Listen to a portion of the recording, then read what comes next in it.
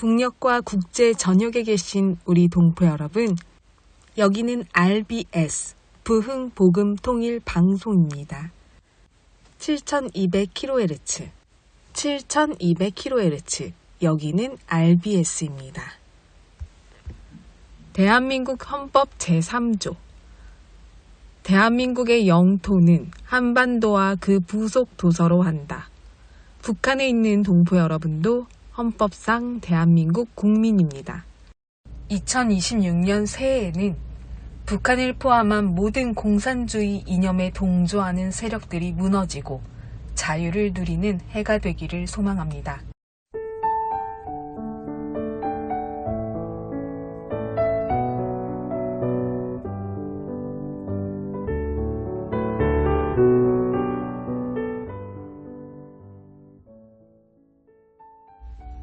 내 눈의 빛이 사라진 걸 생각하니 이 어둡고 광활한 세상에서 반생도 살기 전에 생명 같은 재능이 쓸모 없어졌구나. 비록 내 영혼은 창조주를 간절히 섬기길 원하나 그분이 훗날 탓할까봐 내 한 일을 설명하려 할 때 나는 어리석게 묻네. 내 눈을 멀게 하시고는 어찌 노동을 원하시는지요. 하지만 그 불평을 가로막고 신중한 대답이 들려오네. 신은 인간의 노동이나 재능을 필요로 하지 않네. 그의 가벼운 멍에를 가장 잘 매는 자가 그를 가장 잘 섬기나니 그는 왕과 같네. 그의 말 한마디에 수천의 무리가 육지와 바다를 건너 쉬지 않고 달려올 테니 묵묵히 서서 기다리는 자들도 그를 섬기는 사람이네.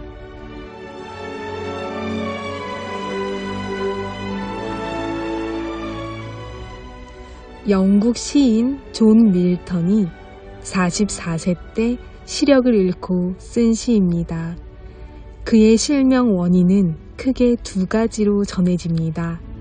어릴 때부터 책을 너무 많이 읽으면서 눈을 혹사했고 청교도 혁명 때 크롬웰 정부의 라틴어 비서로 오랫동안 일하면서 과로했기 때문이라고 합니다. 밀턴은 44세에 시력을 완전히 잃었고 왕정 복고 이후 갖은 고초를 당하며 몰락했지만 이 같은 시련을 극복하고 문학사의 길이 남을 대서사시 신락원과 복락원, 투사삼손을 잇따라 완성했습니다. 특히 인간 타락과 구원을 주제로 한 신락원은 1565행에 달하는 대작입니다. 단테의 신곡과 함께 불후의 명작으로 평가받고 있습니다. 그가 이미 눈이 먼 상태에서 딸에게 구술해 완성한 것이기에 더욱 놀라운 작품입니다. 오늘도 찬양으로 RBS 시작합니다.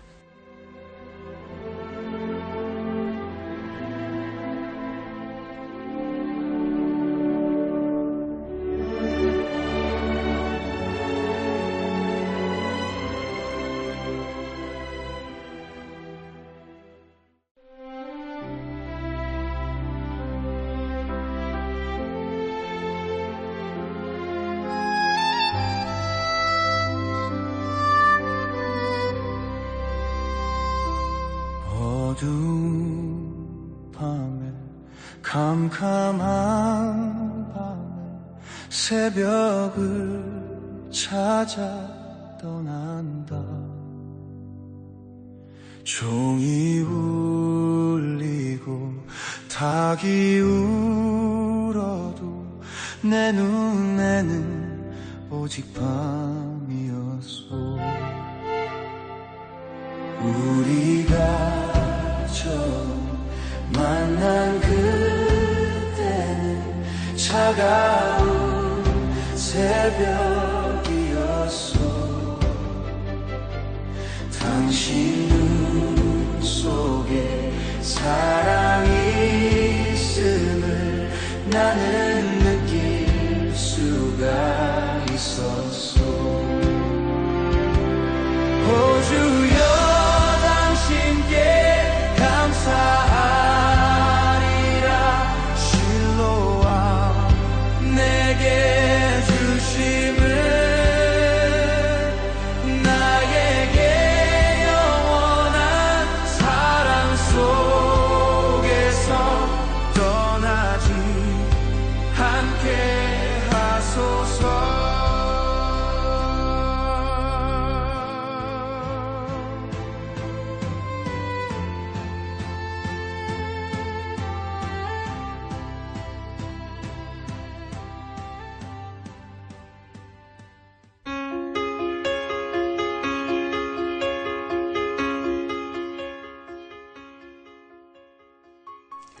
북한 종합 날씨 예보입니다. 내일 전 지역 대체로 흐리겠습니다. 전 지역 곳에 따라 비 또는 눈 오겠습니다. 모레는 전 지역 대체로 흐리다가 오전부터 점차 맑아지겠습니다. 이른 새벽에 평남과 함남 곳에 따라 눈 오겠습니다. 예상 적설량은 평북 3에서 8cm, 평남, 함경도, 황해도 1에서 5cm, 예상 강수량은 평북 5mm 안팎, 평남, 함경도, 황해도 5mm 안팎 되겠습니다. 지역별 날씨 예보입니다. 평안남도 평양, 내일 흐리고 가끔 비 또는 눈 오겠습니다. 모레는 구름 많다가 맑아지겠습니다. 최저기온 영하 3도에서 최고기온 4도까지 오르겠습니다. 평안북도 신의주, 내일 구름 많고 오후에 한때 비 또는 눈 오겠습니다. 모레는 날씨 맑겠습니다. 최저기온 영하 5도에서 최고기온 4도까지 오르겠습니다. 자성, 내일 날씨 흐리고 오후에 한때 눈 오겠습니다. 모레는 구름 많겠습니다. 최저기온 영하 18도에서 최고기온 0도까지 오르겠습니다. 황해도 해주, 내일 흐리고 한때 비 또는 눈 오겠습니다. 모레는 구름 많다가 날씨 맑아지겠습니다. 최저기온 영하 2도에서 최고기온 5도까지 오르겠습니다. 개성, 내일 흐리고 한때 비 또는 눈 오겠습니다. 모레는 날씨 흐리다가 맑아지겠습니다. 최저기온 영하 3도에서 최고기온 5도까지 오르겠습니다. 함경남도 함흥, 내일 구름 많고 날씨 흐리겠습니다. 모레는 날씨 맑겠습니다. 최저기온 영하 4도에서 최고기온 8도까지 오르겠습니다. 해산, 내일 흐리고 오후에 한때 눈 오겠습니다. 모레는 날씨 흐리다가 맑아지겠습니다. 최저기온 영하 19도에서 최고기온 영하 2도까지 오르겠습니다. 함경북도 청진, 내일 구름 많겠습니다. 모레는 날씨 맑겠습니다. 최저기온 영하 6도에서 최고기온 3도까지 오르겠습니다. 무산, 내일 구름 많고 날씨 흐리겠습니다. 모레는 구름 많다가 날씨 맑아지겠습니다. 최저기온 영하 21도에서 최고기온 4도까지 오르겠습니다. 바다 날씨 예보입니다. 동해 북부 앞바다와 먼바다, 내일 날씨 흐리고 오후에 한때 비 오겠습니다. 모레는 구름 많고 한때 비 또는 눈 오겠습니다. 파고는 앞바다 0에서 1.5m, 먼바다 1에서 2m 되겠습니다. 서해 북부 앞바다와 먼바다, 내일 날씨 흐리고 가끔 비 또는 눈 오겠습니다. 모레는 구름 많고 한때 비 또는 눈 오다가 오후부터 날씨 맑아지겠습니다. 파고는 앞바다 0에서 1.5m, 먼바다 1에서 2m 되겠습니다. 오늘의 말씀, 너희는 내게 부르짖으며 내게 와서 기도하면, 너희는 내게 부르짖으며 내게 와서 기도하면 내가 너희들의 기도를 들을 것이요. 내가 너희들의 기도를 들을 것이요. 너희는 내게 부르짖으며 내게 와서 기도하면 내가 너희들의 기도를 들을 것이요. 예레미야 29장 12절 말씀. 아멘. 이상 날씨였습니다.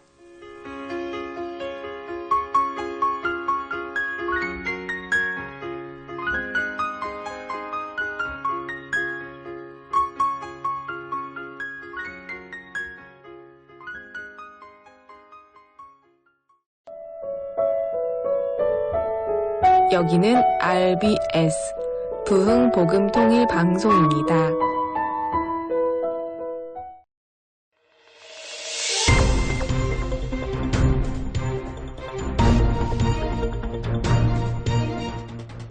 북한에 2년 넘게 억류되었다가 석방된 한국계 미국인 선교사 케네스 배 뉴코리아 파운데이션 인터내셔널 대표가 통일의 대상은 북한 정부가 아니라 북한 주민이라며 시민사회 차원의 대북 라디오 방송 추진을 선언했습니다. 배 대표는 4일 서울 중구 한국프레스센터에서 열린 원코리아 범국민연대 출범식 이후 언론과 만나 북한 주민에게 외부 정보를 전달하는 통로를 확대하겠다고 밝혔습니다. 시민사회와 종교단체 등 46개 단체가 참여한 이 연대는 이날 대북 라디오 방송 코리아 링크 창립을 위한 시민운동 모금을 시작했습니다. 배 대표는 이미 라디오 방송을 위한 주파수를 확보한 상태라며 단파 방송으로 시작해 향후 중파 방송으로 확대하는 방안을 검토하고 있다고 설명했습니다. 이날 질의응답에서는 북한에 억류된 한국 국적자 문제도 언급됐습니다. 배 대표는 현재 북한에 억류된 것으로 알려진 한국 국적자 6명의 생사조차 확인되지 않고 있다며 인도적 차원의 최소한의 조치가 필요하다고 강조했습니다. 이들은 선교사 3명과 탈북자 출신 한국 국적자 3명으로 알려져 있습니다. 배 대표는 자신이 미국 시민권자였기 때문에 북미 협상의 대상이 돼 석방될 수 있었다며 한국 국적자들은 북한에서 공화국 국민으로 취급돼 협상 대상조차 되지 않는 현실을 지적했습니다.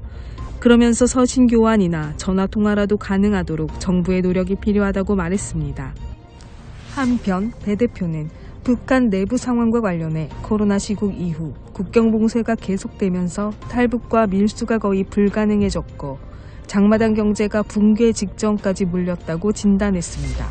특히 40대 장마당 세대의 생계가 극도로 악화되고 있으며 최근 평양에서 이른바 돈주로 불리던 주민들이 처형되고 재산이 몰수되는 사례는 북한 내부 시스템이 무너지고 있음을 보여주는 신호라고 분석했습니다. 배 대표는 북한 주민에게 정확한 정보가 전달되는 것이 변화의 출발점이라며 대북 라디오 방송의 중요성을 거듭 강조했습니다.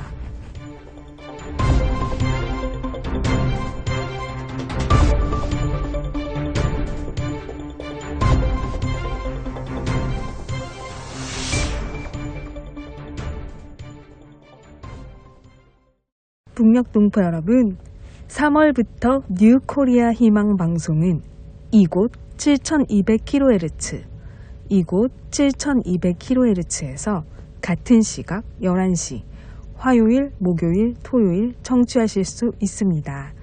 7200kHz의 주파수를 맞추시면 밤 11시, 화요일, 목요일, 토요일 뉴 코리아 희망 방송을 들으실 수 있습니다. RBS 주파수에서 주 6일 동안 모두 들으실 수 있습니다. 우리 동포 여러분께 정확한 소식과 자유와 복음을 열심히 전달하겠습니다. 많이 기대해 주시고 함께 기도해 주세요.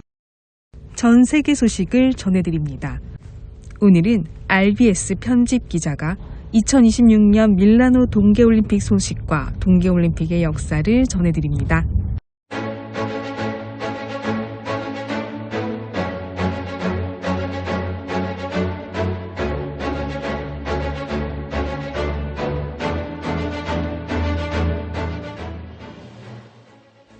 안녕하세요.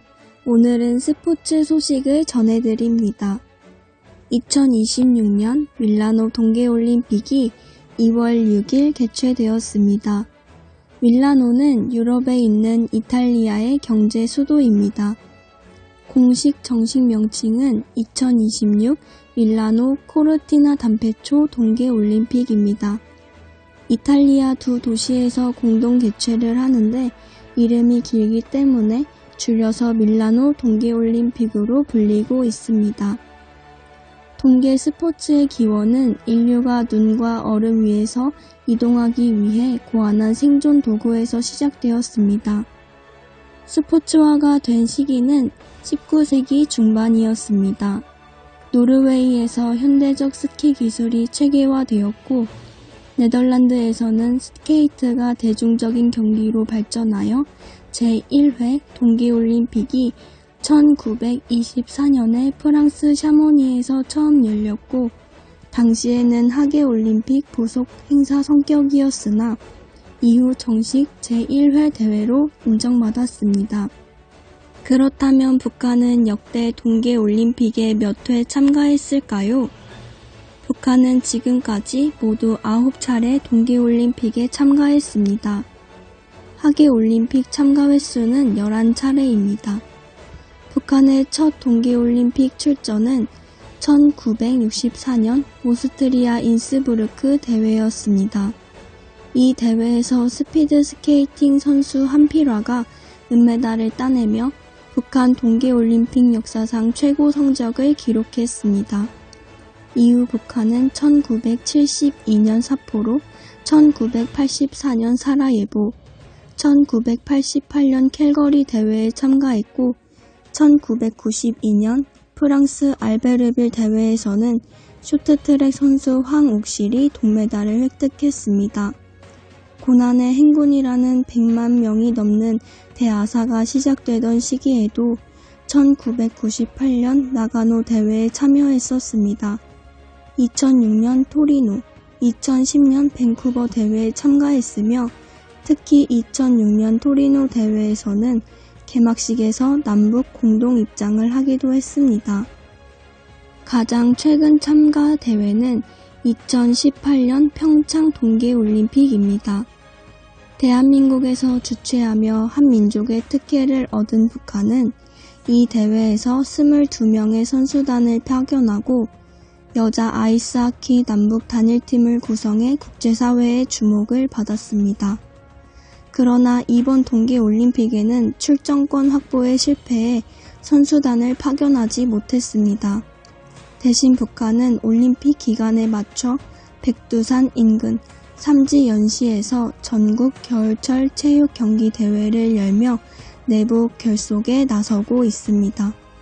한편 북한은 오는 9월 일본에서 열리는 아이치 나고야 하계 아시안 게임에는 약 270명 규모의 선수단을 파견하겠다는 입장을 밝힌 상태입니다. 2026년 밀라노 코르티나 동계올림픽은 2월 6일 개최하였고 2월 22일 폐막식을 합니다. 올림픽 역사상 처음으로 두 도시 밀라노, 코르티나의 이름을 내건 공동 개최입니다. 참가 국가는 92개국 2,900명의 선수가 참가했습니다. 미국이 가장 많은 선수단을 파견했으며 우리나라는 약 71명의 선수가 출전하여 열띤 경쟁을 펼치고 있습니다. 특별히 이번 올림픽에 주목할 점은 신규 종목이 추가된 것인데 산악스키입니다. 눈 덮인 산에서 스키를 타는 종목인데 이번 대회에 처음으로 정식 채택되어 큰 관심을 받고 있습니다. 또한 이번 올림픽의 특징은 여성 선수 비중이 47%에 달해 역대 동계올림픽 중 가장 비슷한 성별 균형을 이루었습니다. 밀라노와 코르티나 담페초를 중심으로 이탈리아 북부 여러 도시에서 경기가 열리며 개막식 성화도 두 곳에서 동시에 점화되는 진풍경을 연출했습니다. 대한민국은 1948년 스위스 세인트 모리츠 동계올림픽을 통해 처음으로 동계올림픽 무대에 등장했습니다. 이후 전쟁과 분단, 경제적 어려움 속에서도 한국은 대부분의 동계올림픽에 꾸준히 참가해 왔습니다. 메달 역사의 출발점은 1992년 프랑스 알베르빌 동계올림픽입니다. 쇼트트랙, 스피드 스케이팅에서 첫 금메달을 획득하며 대한민국은 동계 스포츠 강국으로 발돋움하기 시작했습니다. 이후 한국은 쇼트트랙과 스피드 스케이팅을 중심으로 꾸준히 메달을 쌓아왔습니다. 특히 쇼트트랙은 세계 최강 수준의 경쟁력을 유지하며 한국 동계올림픽 성적의 핵심 종목으로 자리 잡았습니다. 2018년에는 강원도 평창에서 동계올림픽을 개최했습니다. 대한민국은 이 대회에서 금메달 5개를 포함해 총 17개의 메달을 획득하며 역대 최고 성적을 기록했습니다. 가장 최근 열린 2022년 베이징 동계올림픽에서도 한국은 금메달 2개, 은메달 5개, 동메달 2개, 모두 9개의 메달을 따냈습니다. 1948년 첫 출전 이후 지금까지 대한민국은 동계올림픽에서 총 70개가 넘는 메달을 획득하며 눈과 얼음 위에서 도전과 성취의 역사를 이어가고 있습니다. 한국이 강한 종목은 쇼트트랙이며 이번에 기대되는 종목과 선수는 쇼트트랙이고 쇼트트랙의 최민정 선수입니다. 최민정 선수는 개인, 단체전 포함 금메달 3개, 은메달 2개로 총 5개의 올림픽 메달을 보유하고 있습니다. 이번 대회에서 새로운 역사에 도전하고 있습니다. 단일 종목 3연패로 주 종목인 여자 1500m에서 우승할 경우 올림픽 쇼트트랙 사상 최초로 단일 종목 3연패라는 대기록을 쓰게 됩니다. 역대 최다 메달 단독 1위로 현재 메달 5개이며 남성 선수 이승훈, 스피드 스케이팅 등과 공동 1위인데 이번 대회에서 메달을 단 1개만 더 추가해도 한국 올림픽 역사상 가장 많은 메달을 딴 선수가 됩니다. 이상 남북의 동계올림픽의 간단한 역사와 소식을 전해드렸습니다.